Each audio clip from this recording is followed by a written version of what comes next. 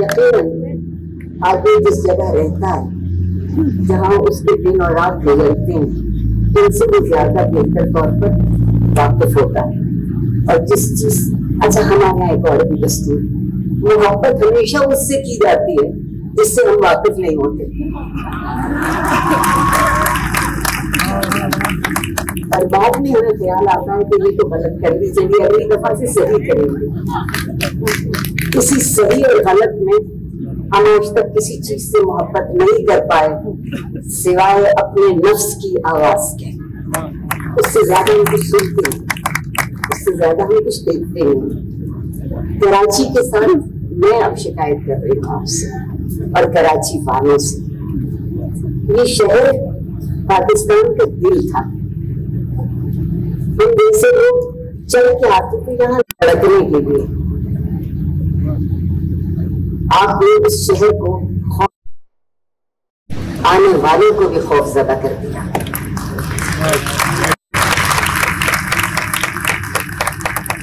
और एक बात याद रखिएगा कि जो मसलहत की खातिर और खौफ की खातिर मोहब्बत करे वो सब कुछ कर सकता है, मोहब्बत नहीं कर सकता।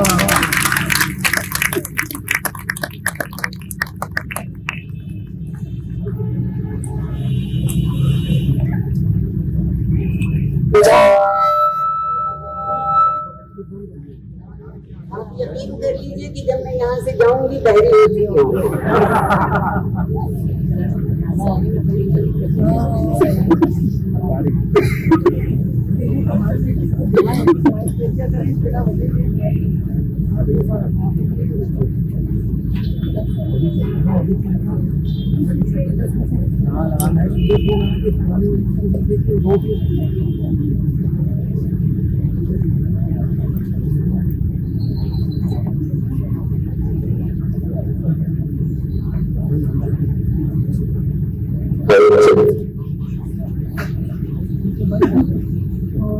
अब आरफा जी इसके ऊपर बात करते हैं, क्योंकि यहाँ पे आप देख रहे हो कि बहुत सारी बच्चियां भी बैठी हुई हैं।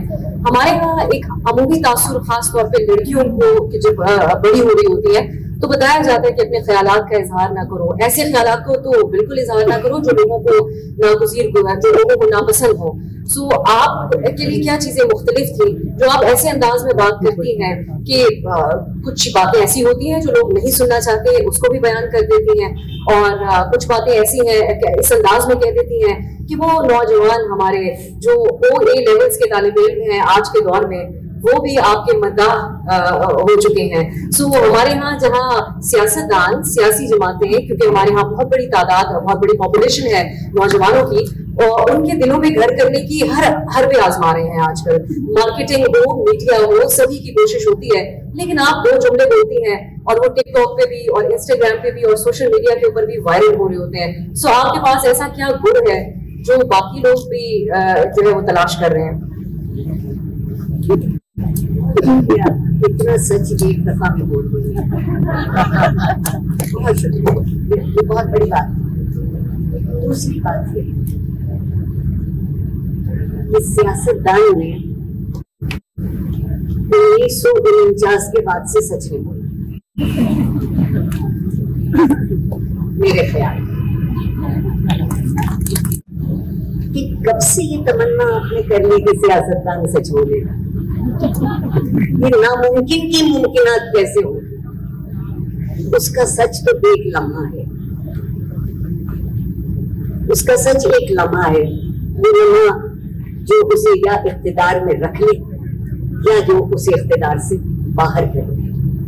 मेरा सच आदम से शुरू हुआ था और नहीं मालूम किस पे खत्म होगा, इसलिए मुझे फिक्र नहीं, मुझे लम्हे गंवाने की फिक्र नहीं है, मुझे लम्हों को मुट्ठी में पकड़ने की फिक्र नहीं है, मुझे उन लम्हों की इज्जत करने की जरूरत है, मुझे उन लम्हों की तौकीर करने की जरूरत है, मुझे उन लम्हों की उन लम्हों से वादा करने की जरूरत है कि मुझे अपने लिए कुछ नहीं चाहिए। जब आप बेनियाज हो जाएं और जब आपकी समझ में ये आने लगे कि आपको अपने लिए कुछ नहीं चाहिए, क्योंकि इतना कुछ तो बिन मांगे मिल रहा है, मांग के खुद को क्यों रुसवा करते, मांग के खुद को क्यों रुसवा करते। आप तो कह रही है कि आज का नौजवान मेरी बात समझ लेता है, ये मुझसे ये बच्चे खुद भी आके देखते, उसकी एक वजह है, मैंने अपने आईने दिल को बड़ी एहतियात से बचा के रखा, न उस पर कोई खराश आने पाए, न उस पर कोई दाग पड़े, गरज से दूर रह के जिंदा रह सके। आप देखिए आप क्या क्या होता है जब आमतौर पर बात करते हैं, इल्जाम तराशी, किरदार कुशी। आजकल की बेहतरीन सूरत हाल आपके मीडिया में है कि गिनती हो रही है कि किस किस की कितनी नाजायज औलादें। बताइए इस गिनती से कौन को कितना फायदा होगा, या IMF बहुत जल्दी कर्जे देने लगे, तवज्जो मुल्की की तरफ।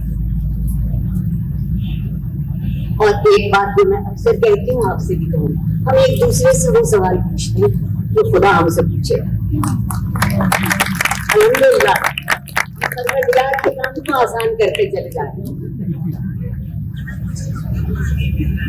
मैं किसी के सामने जवाबदेह नहीं हूं कि मेरा ईमान क्या है, मैं जिसके सामने जवाबदेह हूं सिर्फ वही मुझसे सवाल पूछ सकते।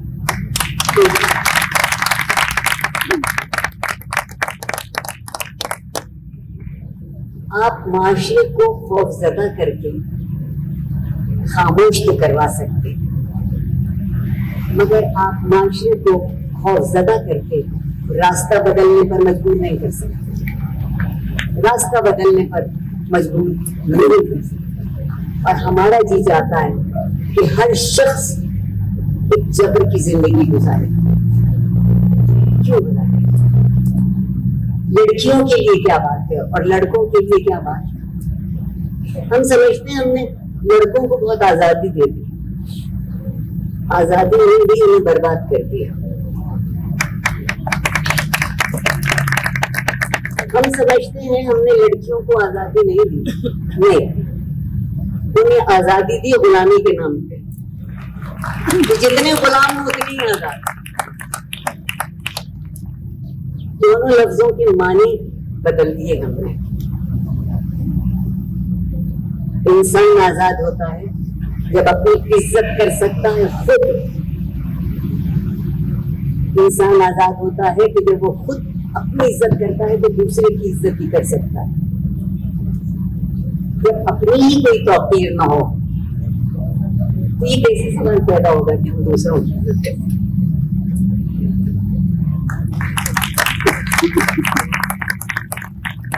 आपने खुद को नौजवानों का वकील करार दिया, सो मैं आपसे ये जानना चाहूंगी और यहाँ बैठे बहुत से और लोग भी जानना चाहेंगे कि ऐसी क्या वजह है कि आपने महसूस किया कि इस मुल्क के नौजवानों को किसी की जरूरत है जो उनकी वकालत करे? क्या वजूहात रही इसके पीछे?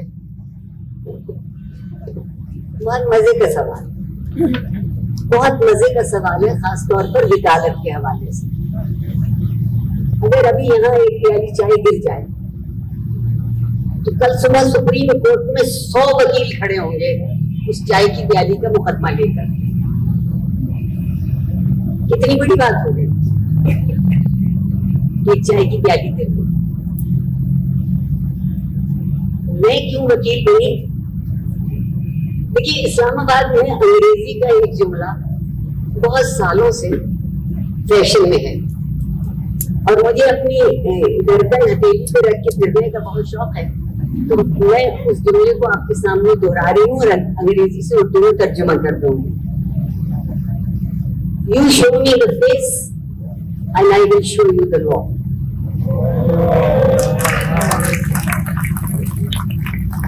आप मुझे चेहरा दिखाइए, फिर कानून भी सामने आ जाए।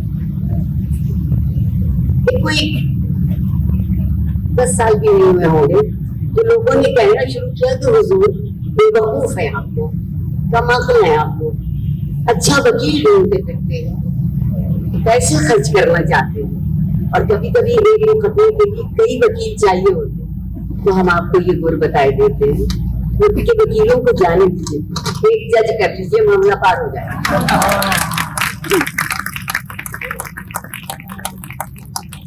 अगर मामला पार करना इंसाफ है तो यकीन मानिए सबसे अच्छा मामला लोमड़ी पार करती है। जितनी मखलूक़ात है दुनिया में, उनमें जो सबसे अच्छा मामला तय करती है वो लोमड़ी करती है। उस पर हर्फ नहीं आने पाता और हर शख्स अपने जख्म चाटता फिरता है। जिस माशरे को, और कैसा माशरा, क्या दावा है, मुत्तकी, परहेज़गार, खौफ खुदा से सरशार, सुन्नत रसूल के लिए कुर्बान होने को तैयार, मगर सिर्फ तैयार है, कुर्बान अभी हुआ नहीं।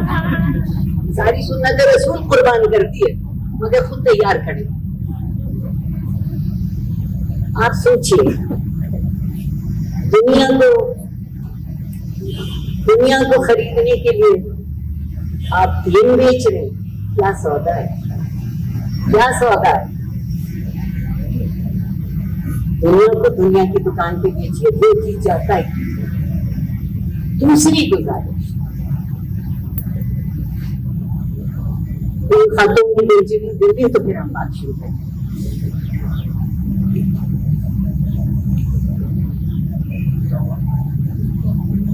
यहाँ भी सेशन चल रहा है, अगर आप लोग रिपोर्टिंग इस सेशन के बाद कर लीजिएगा।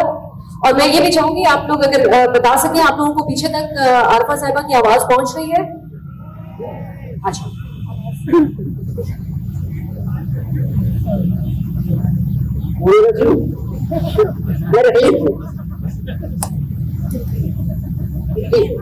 मुकम्मल कीजिएगा। आजकल पाकिस्तान में जो चीज सबसे ज्यादा मशहूर है वो कोई साजिश है। तो ये भी कोई साजिश है, मुझे माइक खरीद कर लीजिए या माइक कर लीजिए। मैंने उनसे पूछा है कि मैं रखूं, अच्छा है, चूसती रहूंगी।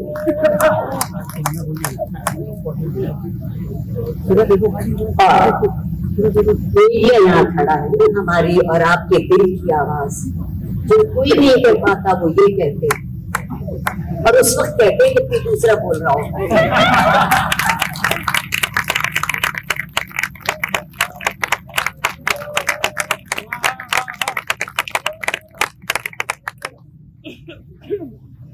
आप बात का थोड़ा सा जरा से फासले से जवाब देना चाहते हैं।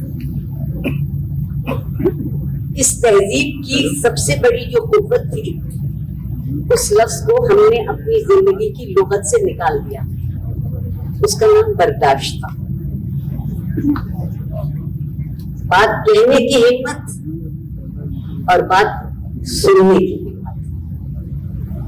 वो जो दुनिया में कुछ लोग पढ़े लिखे कहलाते हैं, अभी भी बहुत सी कौमें महज़ब कहलाती हैं, उनके यहाँ एक चीज कहलाती है मुकालमा। एक दूसरे की बात सुनने और एक दूसरे से बात कहने की बर्दाश्त। हमारी समझ में ये आया कि मुकालमा तो बेवकूफ लोग करते हैं, कमजोर लोग करते हैं, मजबूत लोग तो फतवा देते हैं, हुक्म देते हैं, कानून बनाते हैं, और एक दफा फतवा आपको मिल जाए तो मरते मर जाइए, दाग नहीं मिलेगा।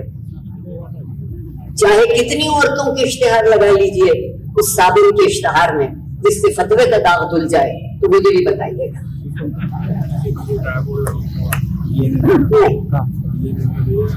थोड़ी देर लगी ये सोच कि मेरी और आपकी तौक़ीर है, एक इज्जत है, एक एहतराम है।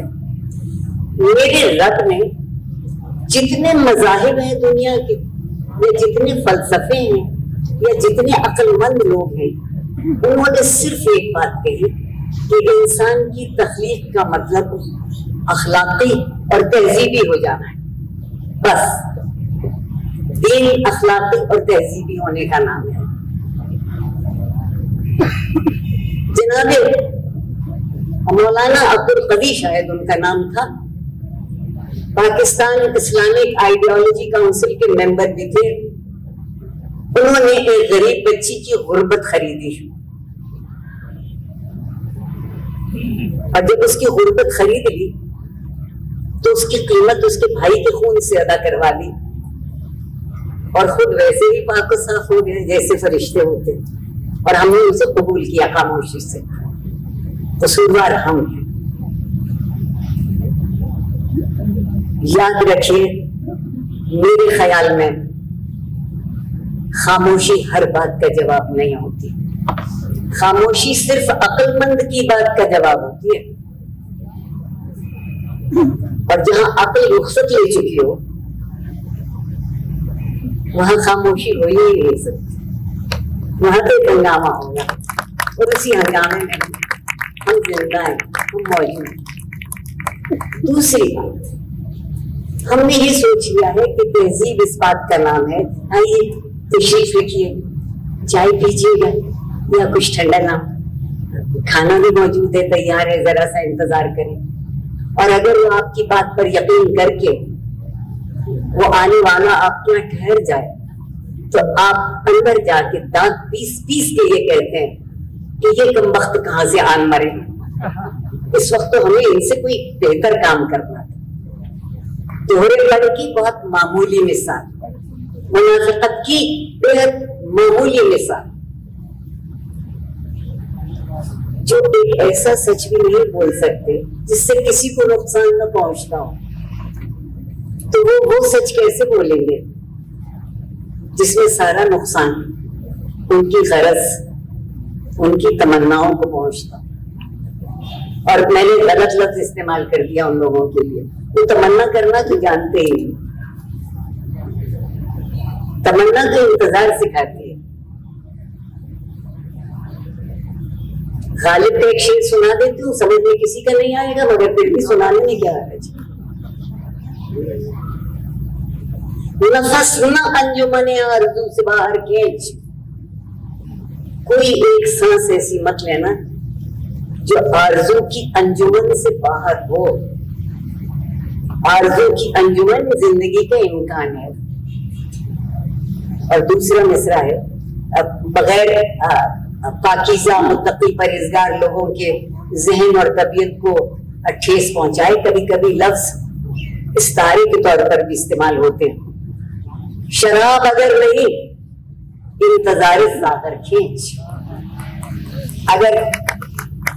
अगर सुरूर या खुशी या वो अंजाम जिसकी आपको तमन्ना थी नहीं मिल रही, तो इंतजार करना।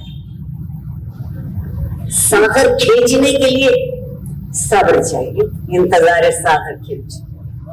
सागर छीनने के लिए नहीं है, सागर चोरी के लिए नहीं है, सागर जबरदस्ती के लिए नहीं है, सागर सिर्फ मेरे लिए नहीं है। अंजुमन आरज़ू तो है, जो मुझे नहीं मिला मैं इसलिए उस पर कभी परेशान नहीं हुई कि वो उनको मिलेगा जो मेरे बाद आ रहे, इसका इंतजार। और हम कहते हैं कि हमसे ज्यादा सब्र किसी ने नहीं किया। हमने सब्र के मायने क्या रखे हैं? जबर के सामने खामोश हो जाने को सब्र कहते हैं हम।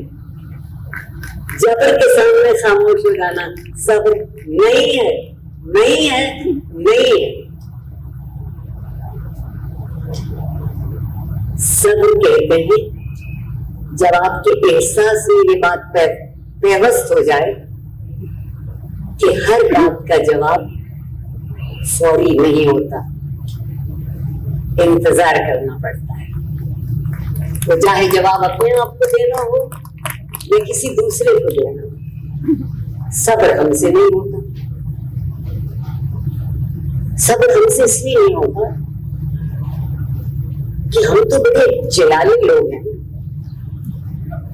हजारों ख्वाहिशें ऐसी कि हर ख्वाहिश पे दम निकले, न इनका दम निकलता है न उनकी ख्वाहिशें पूरी होती।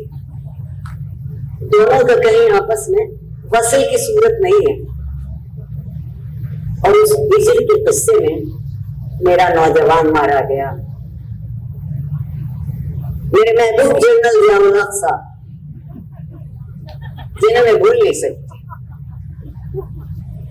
मेरी आंखों के सामने मैं पुराना पापी उस्ताद, मेरी आंखों के सामने मेरी तीसरी नस्ल बर्बाद हो रही है। उनसे उनको छीन लिया गया। वो कोई ये नहीं सोचते, अब वो सोचते हैं जो उनसे कहा जाता है सोचो, अब वो बोलते हैं जो उनसे कहा जाता है बोलो, और अब वो करते हैं जो उनसे कहा जाता है कि करो। तो किसको जरूरत है एक माशरे की, किसको जरूरत है अफराद की, किसको जरूरत है कौम की?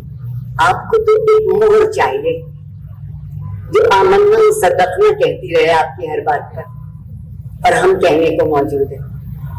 दो बातें आप 8 से 80 साल के नौजवानों से कहना चाहती हूँ। खुदा के लिए, ये मैं शायद पहले भी 1000 दफा कह चुकी, खुश रहना सीख लीजिए। खुशी किसी की मीरास नहीं, खुशी किसी का तरका नहीं। और लुत्फ की बात यह है कि ढूंढने से खुशी मिलती है, मांगे दुख मिलते। बिन मांगे दुखों का इलाज मेरे और आपके पास। दूसरी गुजारिश है कि कितनी देर हम इस बात में बहते रहेंगे कि आज हमारा ये रहबर है, कल हमारा वो रहबर है, और परसों हमारा वो रहबर होगा। अपने रहबर खुद हो जाएंगे। मेरी और आपकी जिंदगी की बिसात मुख्तलिफ है। मैं अपनी उस बिसात में क्या कर पाऊं और कुछ बेहतर कर पाऊं तो कामयाब। और अगर मैं आम लोग जिस तरह हमारे यहाँ जिंदगी बसर कर रहे हैं, हम अपनी जिंदगी बसर नहीं करना चाहते, हम दूसरों की जिंदगी बसर करना चाहते हैं। वो क्या कर रहे हैं, वो क्या कह रहे हैं, गाड़ी बदल दी, फर्नीचर आ गया, घर बदल गया। जब इस मुल्क में मैं पल बढ़ गई थी तो मकान बड़े नहीं होते थे, वकील बड़ा होता था, उसका रहने वाला बड़ा होता था। पतों से शराफत नहीं पता लगती थी। पता शराफत की निशानी नहीं था। शराफत की निशानी ख्याल, अमल, अपने लिए नहीं, दूसरों के लिए कि आप उन तक कैसे पहुंचे। माशरती जिंदगी का मतलब एक है कि हम मिल के जीना सीखें। मेरा ये यकीन है कि मेरे रब को मेरी जरूरत नहीं है। वो रब्बुल आलमीन है और उसके एक एक आलम में खुदा जाने कितनी दुनियाएं हैं जो उसके आगे हाथ बांधे खड़ी है। इस आलम में मुझे और आपको एक दूसरे की जरूरत है, लेकिन दरमियान में कहीं एक छोटा सा सिक्का आ जाता है और उस सिक्के की खातिर मैं खुद को भूलूं तो भूलूं, मैं आपको भी भूल जाती हूँ। याद सिर्फ सिक्का रहता है, क्योंकि उस सिक्के में अगर सर ऊपर आ गया तो हम जीत गए, और अगर सर नहीं आया तो हम हार गए। तो भला कभी कोई गैरतमंद आदमी हारा है? मैं पूछती हूँ कि भला कभी कोई बेगैरत हारा है?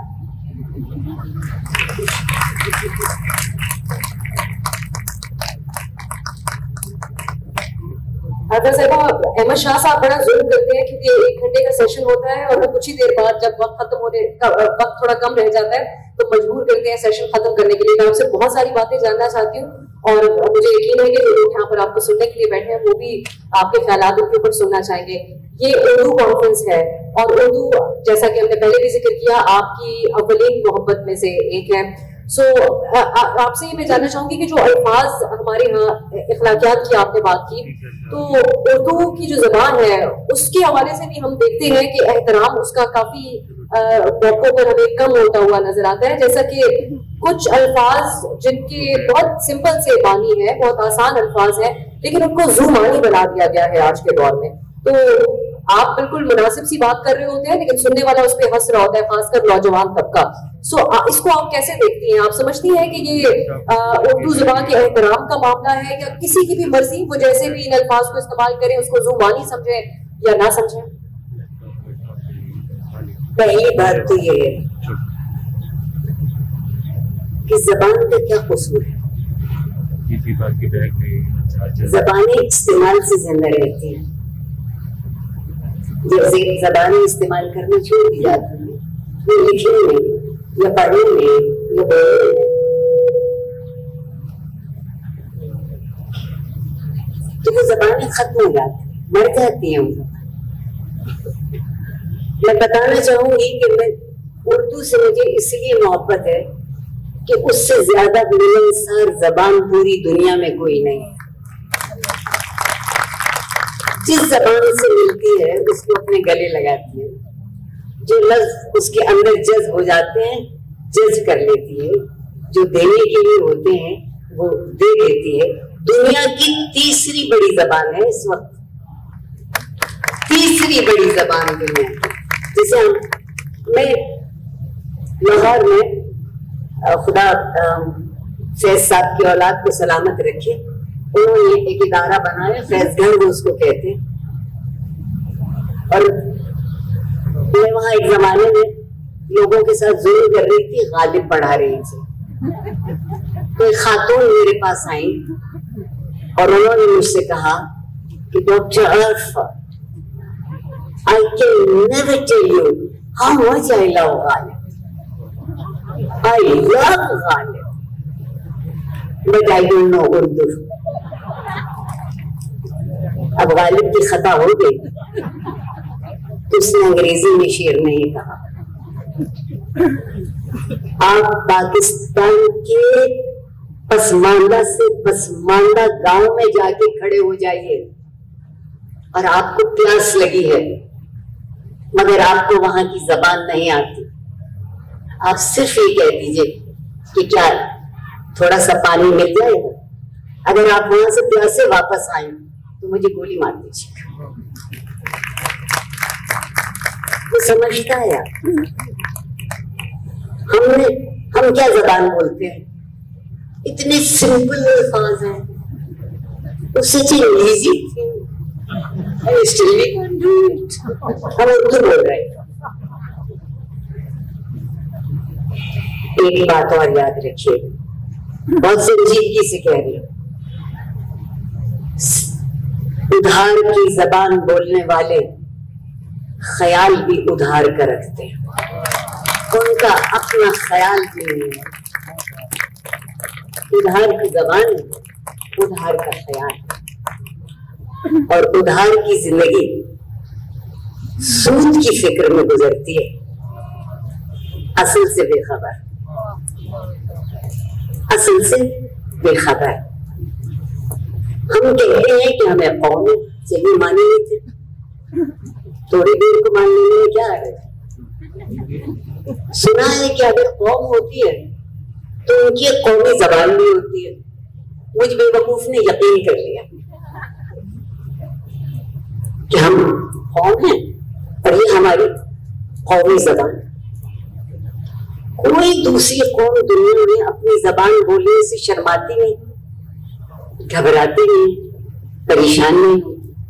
आपके मुल्क में वो स्कूल जिसमें अशराफिया के और बेहतरीन जहनों के बच्चे पढ़ने जाते हैं, जहां कम से कम फीस 50,000 रुपया महीना होती है, वो बच्चा अगर अपने खेल के वक्त में, अपने खाने के वक्फे के दौरान या वैसे ही अपने किसी साथी से उर्दू में बात कर ले तो उसे डांट पड़ती है।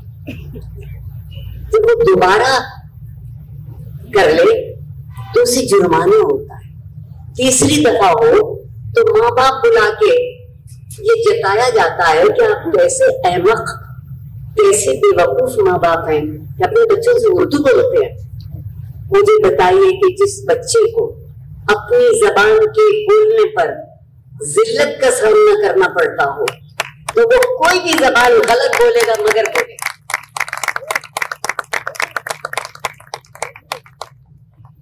किसी चीज में तो एहसास से इज्जत रख लीजिए।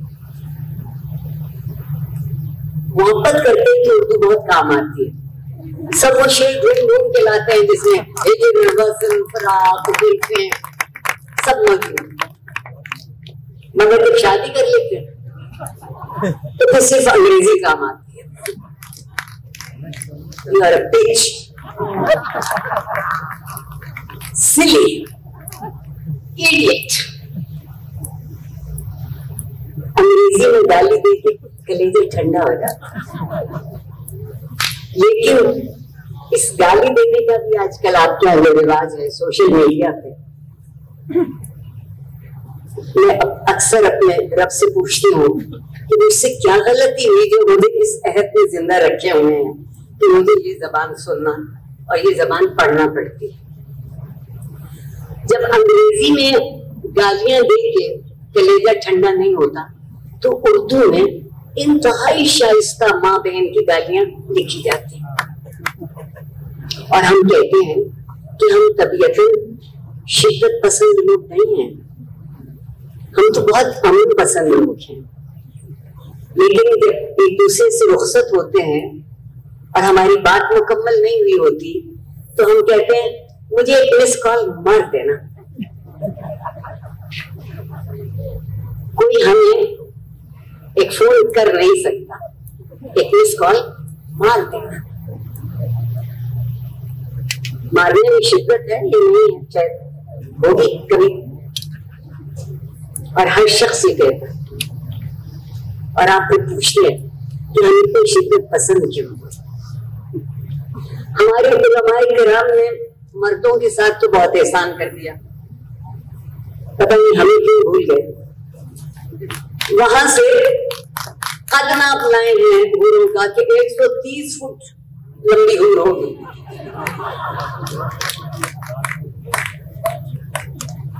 मैं आपसे अपनी बात कह रही हूँ, मेरे सामने कोई 130 फुट लंबी चीज खड़ी हो तो मैं पट से गिर के मर जाऊंगी। मेरा एहसास आदि नहीं है इस कदो-क़ामत को देखने का। मगर यहाँ जब टीवी पे लोग बात करते हैं और मेरे मुहावरे के लिए मेरी जान बख्शी कर दीजिएगा, होठों पे जबान फेर फेर के, तो सोचिए मांग क्या रहे, जो यहाँ मांग रहे हैं वही वहां मांग रहे। क्या फर्क, क्या फर्क, क्या फर्क है? कुछ तो तफरीक होनी चाहिए थी, कुछ तो समझ में आना चाहिए था। लेकिन समझते तो वो लोग हैं जिन्हें जगह बदलने की जरूरत नहीं होती, जिन्हें हर कदम पे अपनी जगह बदलने की जरूरत हो। भला वो समझेंगे क्या? बेवकूफ है, नुकसान उठाने वालों में से ऐसा कभी नहीं होगा।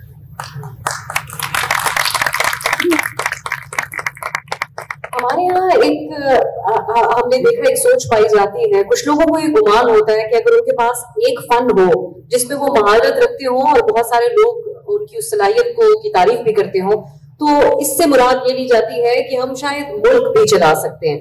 तो अब आप जो नौजवानों की वकालत कर रही हैं, आपने नौजवानों का लीडर बनने का कभी नहीं सोचा? क्योंकि आपका तो जलसा सुनने के लिए हाउसफुल हो जाएगा और सियासतदान तो यही चाहते हैं।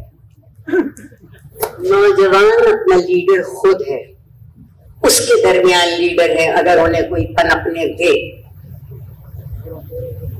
हम तो नौजवानों को ये सिखा रहे हैं कि आरज़ू क्या करो, तमन्ना किस चीज की हो, कुव्वत खरीद कितनी होनी चाहिए। जिंदगी में कामयाबी कुव्वत खरीद से नहीं आती, जिंदगी में कामयाबी एहसास से आती है।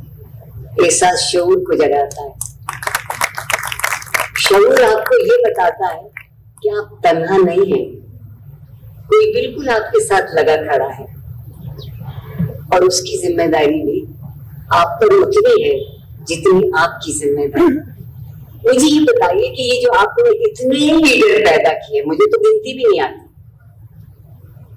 बल्कि शायद आप भी मेरे साथ शामिल हो तो गिनती खत्म हो जाएगी। हमने लीडर के माने बदल दिए, लीडर आज तक नहीं बदला, लीडर के माने बदल दिया।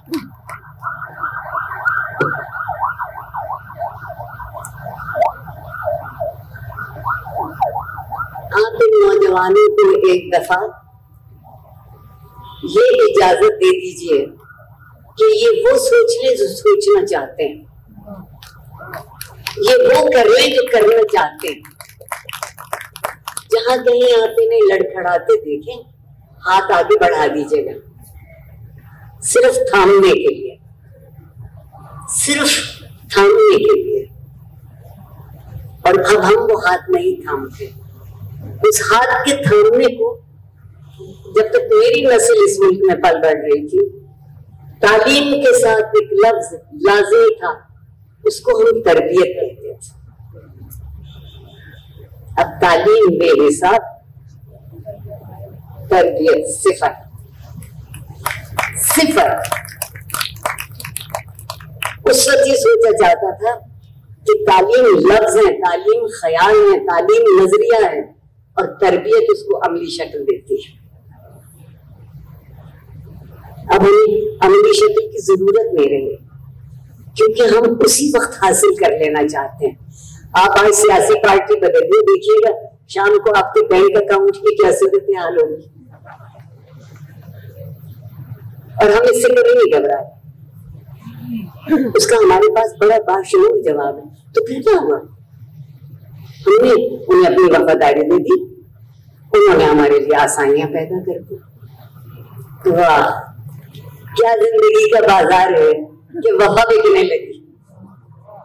और जब वफा बिकती है तो मेरे और आपके साथ सिर्फ जफा हो सकती है और कुछ नहीं हो सकता।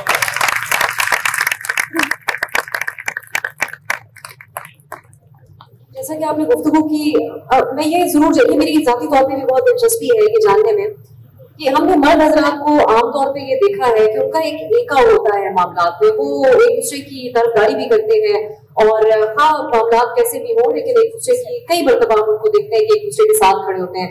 खवातीन के लिए आपका अपना क्या जाती तौर पे तजुर्बा रहा? आप समझती हैं कि खवातीन को भी एक अलायंस, एक इत्तेहाद बनाने की जरूरत है? मुख्तलिफ मराहिल में खवातीन को आपस में एक दूसरे से झगड़वाया जाता है, ये भी हमने देखा है।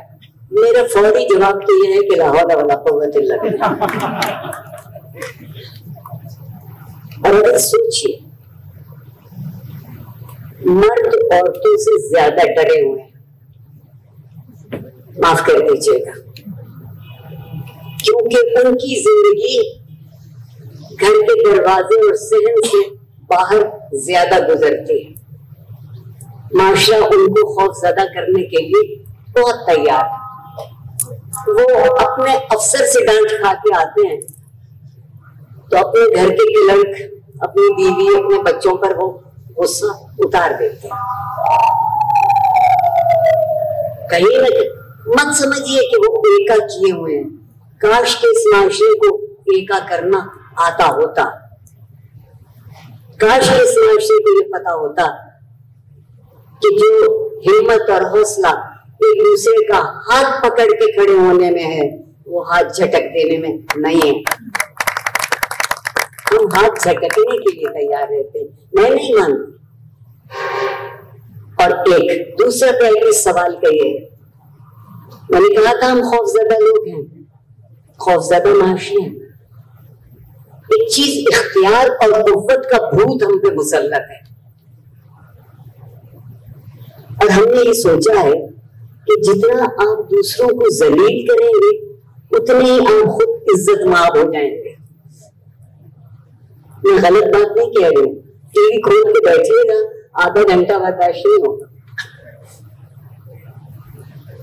इस सूरत हाल को बदलने के लिए जरूरत है उन कदरों की जो तहजीब और अखलाक की परवरिश कर सके।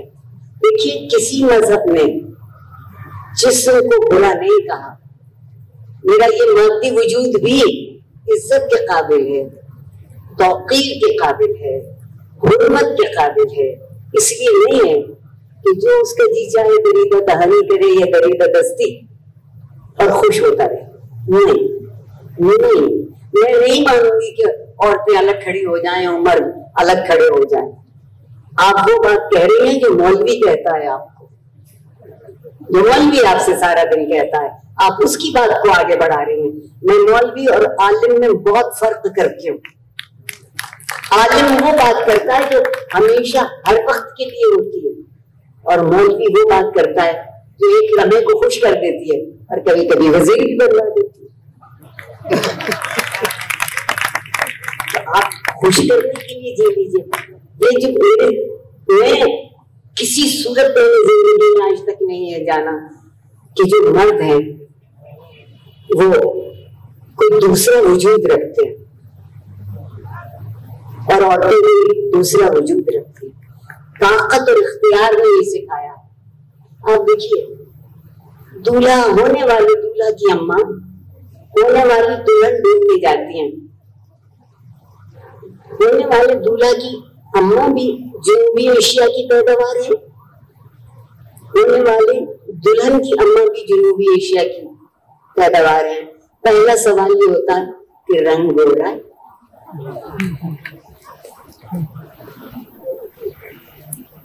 अंग्रेजी के 2 लफ्ज इस्तेमाल करने की इजाजत दीजिए। ये फेयर एंड लवली सिंड्रोम से ही बाहर नहीं निकले आज तक। इंसान की कदर करना है उस गरीब मर्द को जिसको आप कहते हैं बेका कर दिया है, उसके लिए पूछते हैं कि तनख्वाह हाँ आपने बताई, लेकिन बताइए कि हिंदसी के आगे सिफर कितने लगते हैं?